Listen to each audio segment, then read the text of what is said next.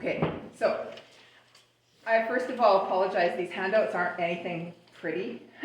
If I was a high school teacher, which I used to be, I would say to you, bonus points for anybody who can make this look great and get it back to me. So, kidding, not kidding. So, just a few disclaimers or housekeeping before I get started. I'm delighted to be here. I'm so excited. And I knew it before, but now I really know it, that the youth at this church and the young adults are really amazing.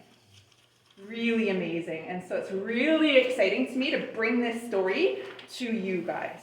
I was a former high school teacher. I taught for 10 years in the 6 school district, and I did 12 years of stay-at-home momming, and I've only just recently returned to work in a different capacity, but that's not for now. Yeah, I think that's everything. Oh, one more thing I want to point out something and name a reality. Probably more than half of you, I know your parents, or I am in connection in some way with your parents. You might know that or not. Anything that is said here, done here, this is your space. And I will guard that with boundary. Anything that happens, okay? Just want to let you know that. I respect you, I respect your parents. Yeah, so let's get going. I hope I can stay on time. So I only met Jesus in a profound and radical way about 9 years ago. I had been attending Lambrick for 2 years before that, just to let you know, just to give some context of how this stuff can happen. I was involved in the New Age while I was here, before I met Jesus the way I did. It's part of the story. So, yeah, there's so many things I could say, but I'm going to try to stay on point. And if there are questions along the way, you can ask later. So I had a past with some Christian experiences off and on. Coming from a home that was good, but had a lot of woundedness in it. I kind of would have said for a long time I was a Christian. It seemed like a good story. I kind of engaged as if it was like a storybook. And that's about, I didn't really understand that Jesus was a real, right? And it sounded good. So then I had some mental health things that happened as a result of past woundedness. And I ended up kind of having this profound kind of spiritual awakening. Anyways, that's for another day. But then Christian people who I was around at that time weren't equipped. I didn't understand at the time, but they weren't equipped to engage with me at that point in a way that would have been really helpful to me. And so though they probably loved me and I probably felt good in their presence, I felt pushed away. And I drew some really unhealthy conclusions, dangerous conclusions as a result of that. I concluded, these Christians, there's not enough room for my big questions here. Now, this was a long time ago. I've seen growth in this department, especially at our church. This is so cool. And there's not enough room for my big, big, big pain. Right? And so I kind of misinterpreted that I can't come into this space and be the way I am because there's no room for it. And so I had no words for it, but I backed out and thought that Christianity was kind of meh. Whatever, right? So then, as I aged, all of this pain kind of equated into a search, a fervent search for, a remedy, which led me into, and I was a voracious learner and, a teacher and curious, and so I started to read self-help books. Have you ever read a self-help book? Yeah, maybe some, okay. The self-help, I learned some good things, but the self-help genre of books leads well into New Age. It's also called New Thought. And those are actually, if you want to split hairs, they're kind of different and they're kind of the same. We won't split hairs tonight unless you really wanted to. And so then I become a parent. I get married, I become a parent, and this becomes hard. I don't know if your parents have talked to you about how it can be hard to become a parent, right? Like there's a challenge to that. And so for me, that started kind of trying to come up that I had spent a lifetime trying to push down. And I was at this point kind of having a lot of really radical spiritual encounter. Meanwhile, I've kind of written the church off. And things were starting to happen. A lot of my poetry, I don't know if you guys know, but I write and perform spoken word poetry. And so a lot of the poetry was happening. And there was kind of this subtle thing that was very dangerous that was happening to me that I wasn't even aware until it was almost too late. See, the New Age, and I will talk about what this is, if you're wondering, like, what is this? I will get there. I should have said that. It's very self-centered spirituality. It's very self-centered, self-absorbed.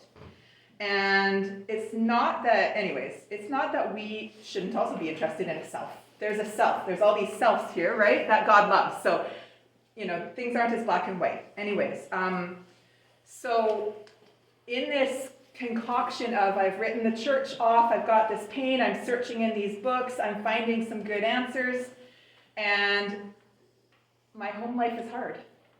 And now I've got this poetry that's kind of taken me out on the circuit, and I was slowly walking away from my family. And I was really close to losing everything that matters to me. And that happened in my family upbringing, so I would have been repeating a cycle. And it was a short period of time, but it was very, very difficult. And I sometimes think of it like this. The New Age church, or the New Age spirituality, is kind of like a counterfeit church. It's made to look, and on many ways it looks really good. Like a counterfeit bill. Do you guys know what the counterfeit objects are made to look like they're real, right? And so there are enough components that look good that it can trick you if you're not looking closely enough to see where the not true, where the not good is, right? So I kind of liken it to the story Little Red Riding Hood, or is that like way past your age category? Okay. So I thought wholeheartedly, because I was out for the good time. I was out for the peace and love and light. And I'll talk more about that. I thought I was going to Grandma's house to find Grandma. And I had to get very close before I realized Grandma is a wolf. And I now have to run for my life. And I call out to Jesus.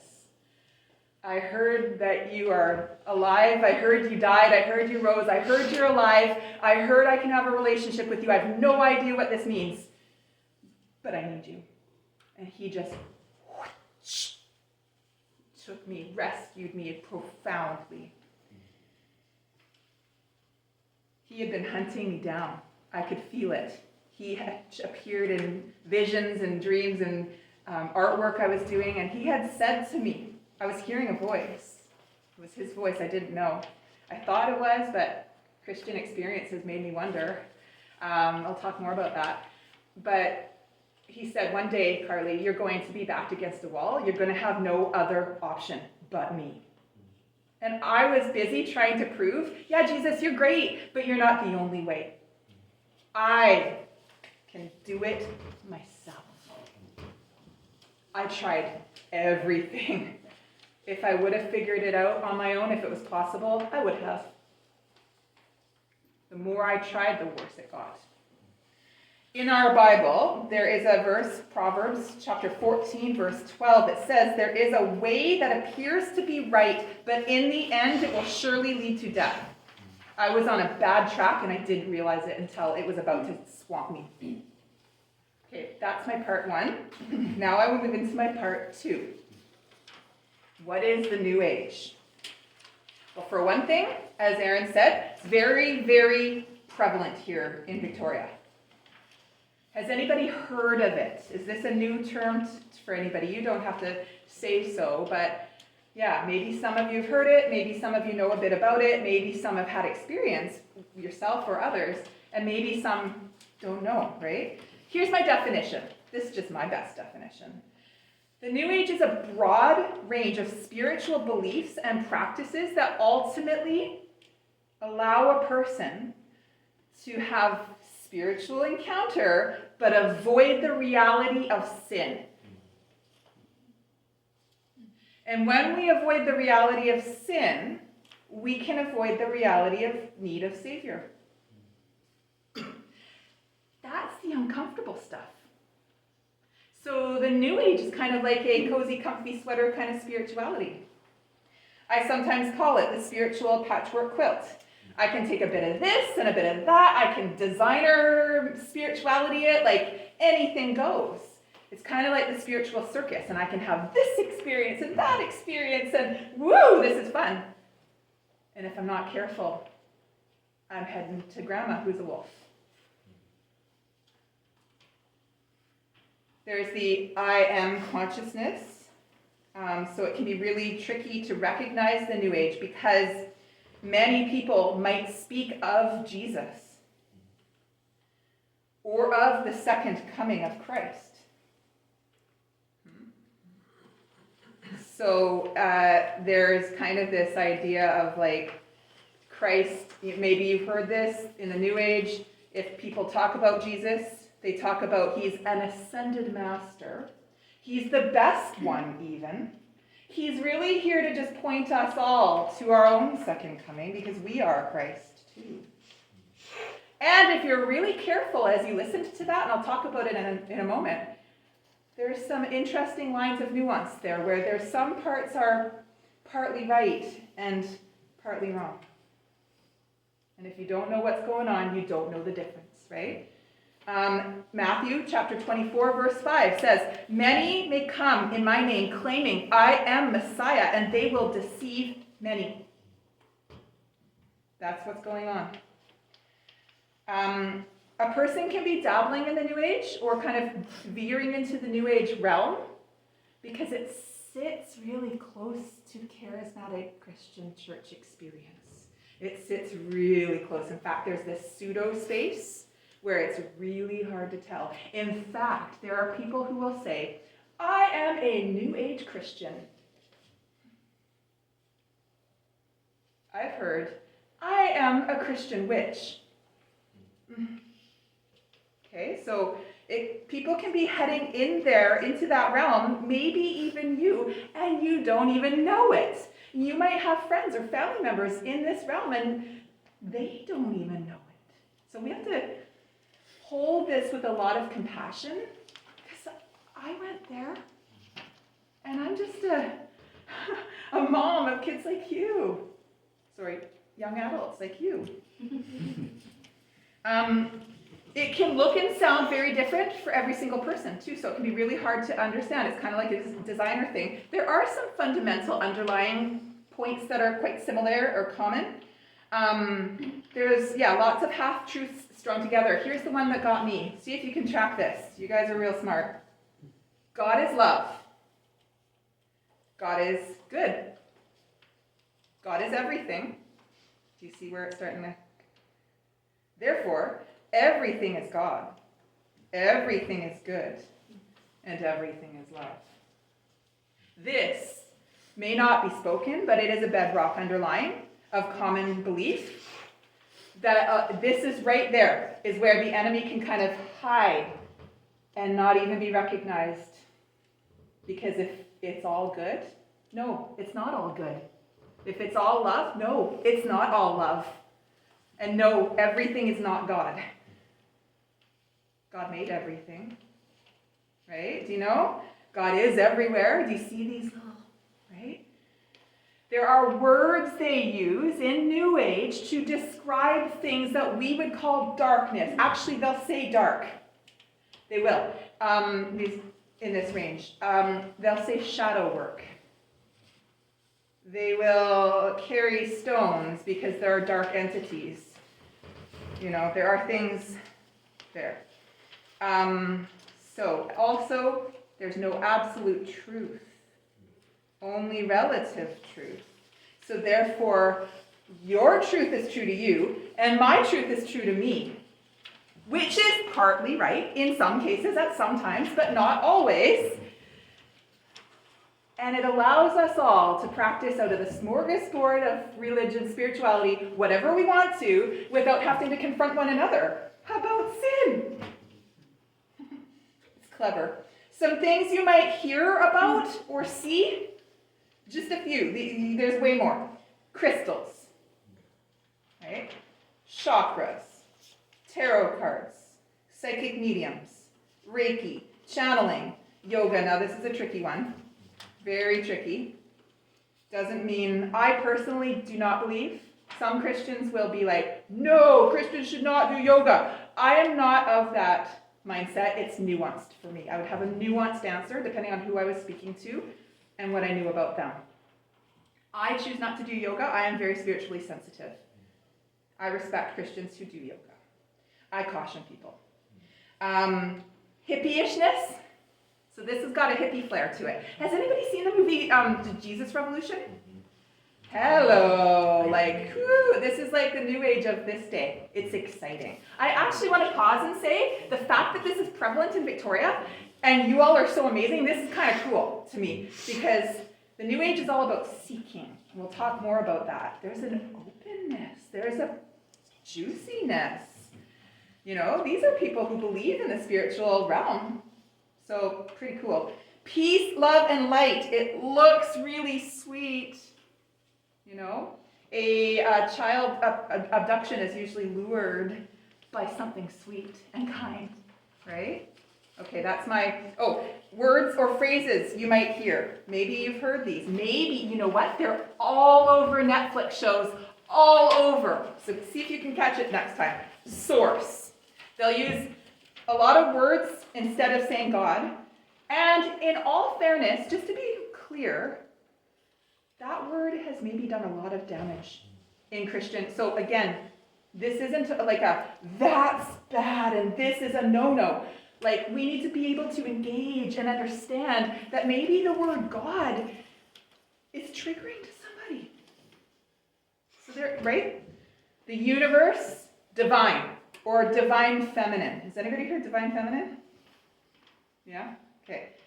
Some people may even say God, and it might even be capitalized. Might be lowercase, might be capitalized. So this gets really tricky. Yes? What is divine feminine?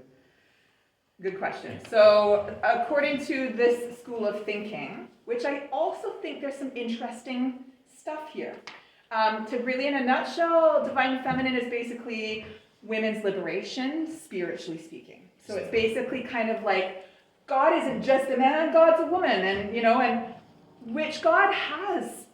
Really, it's a genderless kind of a God. In the Bible, we see examples of a masculine kind of a God, masculine kind of God, and a feminine kind of God. We see that he wants to gather his babies up like a chick under his wings, right? But it's basically kind of this school of thought that this is kind of an empowerment of women, and it can actually really go into some very Gnosticistic type of, what's that? What does that mean? So that, Aaron could probably speak more to that than I could, but back in the Bible times, biblical times, this isn't new, it's just been recycled. Yeah. This is Gnosticism, this is Baalism, this is idol worship, this is other gods. When we see this in the Bible, it's the same sort of thing. So a lot of, some of Scott's sermons, and maybe Aaron, you as well, there were women that were kind of like trying to be all divine feminine. And some of what Paul was speaking about was actually kind of like addressing nuanced things there instead of like women as a whole. And it gets misinterpreted. So this actually goes into almost like a sexuality too, like women who will dress very seductively and lure, you know. I'm not getting total pinpointed, but maybe I'm getting closer. Gnosticism. Can you give a real quick Gnosticism? Yeah, there's like kind of like a secretism to it. It's like there's a special thing, and if you are open to it or you know the right people, you can access this like special Mhm. realm, which comes with like special knowledge that nobody else has. And yeah, like Carly was saying, this is not like what you'll find throughout history. Things just get rebranded. Yeah. and And new there's an terminology. arrogance to Yeah. New Age that totally believes that Christians don't know everything. There's more that Christians don't know. There's more that everybody doesn't know. And that there is this secret knowledge. I think Gnosticism also believes that the body doesn't Yeah. matter. And so they can just use it lewdly as they wish because it doesn't matter. And it's almost this way of actually escaping, which I did you helped me in my sermon about talking about escaping humanity. When the human existence is painful, we will do anything to avoid that, won't we? Right? We want to.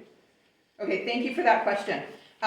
So yeah, if you're reading books in the New Age realm, you might see capital G God. You might see Bible verses that have been cherry-picked. And you might, when you don't know what you're looking for, think this is a Christian book, and I'm going to recommend it to my Christian friends. And it might have some good parts. But if you guys aren't aware that you're in this zone a little bit and kind of taking that more responsibly together, you could get pushed down the track, right? I spoke about shadow work. So yeah, and I talked about this. Okay, I'm going to move on to my third part. Why is this dangerous? Any ideas? From what I've already said, are you starting to get some ideas as to why this could be dangerous? Does anybody want to knowingly be vocal here and give an idea of what might be dangerous about this?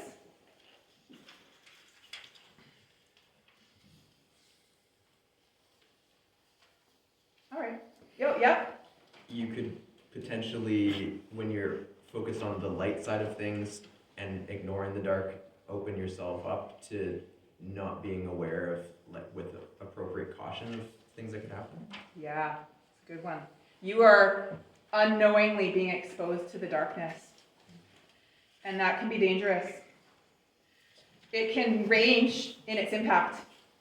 You know, the enemy doesn't want to be known for what the enemy is doing. The enemy would rather operate unknowingly. So the enemy really would rather we all stayed in the love, light, and peace.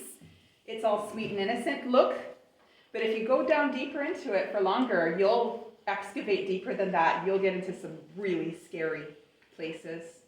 You might have friends in those places. Because you don't know what you're exposing yourself to. And actually, thank you, that 2 Corinthians chapter 11, verse 14, I don't know if you guys have heard this one or not. Satan himself masquerades as an angel of light. So there is a spiritual realm. We engage in it as humans having spiritual encounter, and there is dark entity and light entity. And the dark stuff can pose as light. So a lot of your spirit guide that is leading you and you think has the best interest of you in your life at hand is an entity pretending to be good. Hello, my son. Come and sit down. You're welcome.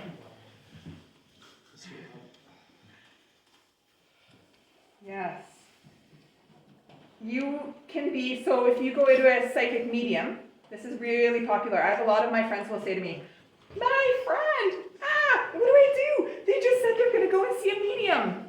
Have any of you had an experience like this where your friend has told you this? No. You might find the more you learn about this, God might bring some friends to you who now feel safer to talk to you, and maybe you'll have some more skills into how to engage with them. That's our hope, right? A psychic, I've been to them, okay, tarot cards, awful.